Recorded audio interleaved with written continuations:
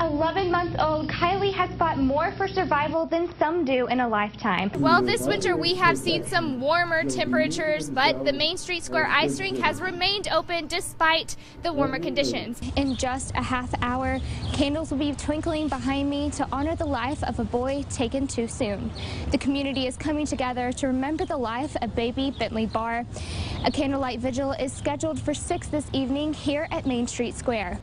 A blizzard in May comes as no surprise to those native to the Black Hills, but after Winter Storm Atlas, residents have been more mindful about preparation.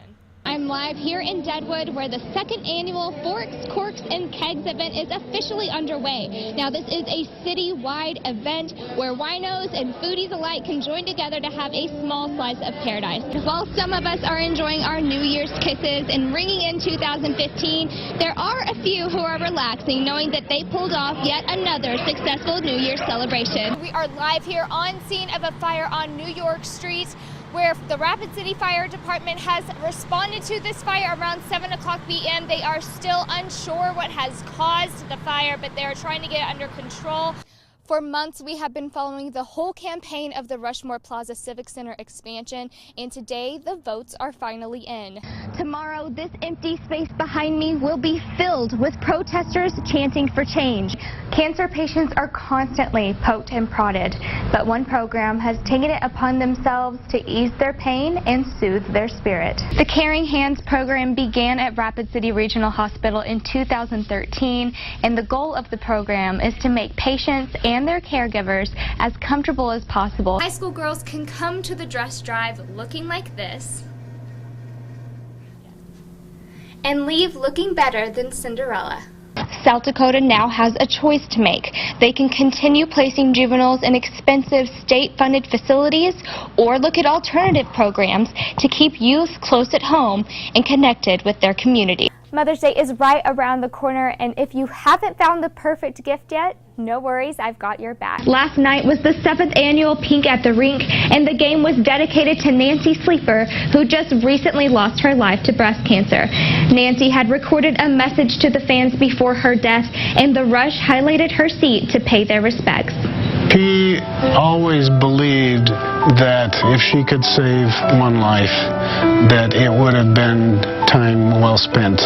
This is about, I will sacrifice my life so they can find something to stop this. She definitely, I know she inspired me and others, you know, to have that strength. She brought energy and compassion.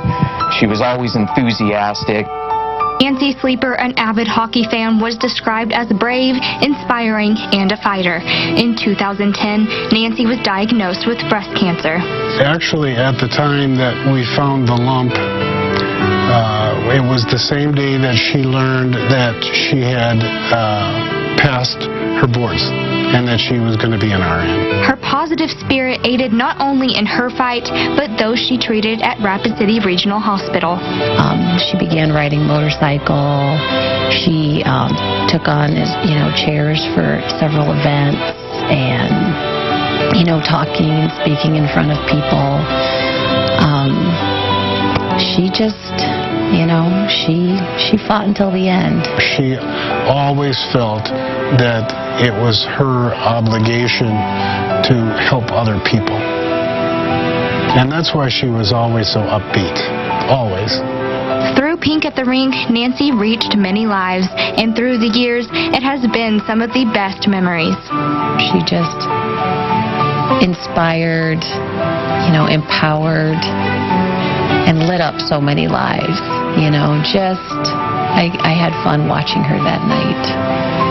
It was definitely a night for her to shine, and I wish she was still here shining with us. Even in death, Nancy is still reaching out to empower others. Hey, Rush Nation. I knew I wouldn't be able to be with you tonight, but I wanted to take a minute to say thank you. The money raised tonight goes toward helping real people with real families right here in our community.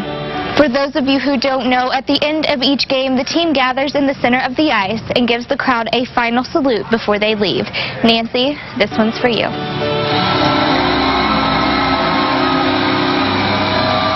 Monica, Thank you, Shad. Governor Dugard has introduced the Juvenile Justice Public Safety Improvement Act, which is meant to expand on community-based interventions for those who have committed less serious crimes. You don't want kids locked up. You don't want kids out of place, out of state. According to the most recent national statistics, South Dakota has the second highest juvenile commitment rate in the country. Now, the system is getting a major upgrade. We're going to look at the system as a whole. We're going to look at when a juvenile first comes into the system to opportunities for diversion, to probation, lengths of time of probation, to how long a juvenile could be on probation, to the extent of what it takes to go to the Department of Corrections. South Dakota now has a choice to make. They can continue placing juveniles in expensive state-funded facilities or look at alternative programs to keep youth close at home and connected with their community. They look at right time, right place, but I think right time, right place for kids who are first offenders or kids who misdemeanors or things that aren't as serious, we have to look at education and prevention. Education and prevention are key. If you can get kids in alternative programs such as diversion programs, I think that we can keep kids out of probation, keep kids out of Department of Corrections, and keep kids out of being incarcerated in juvenile centers across the state. The legislation has been designed to improve outcomes for youth in the justice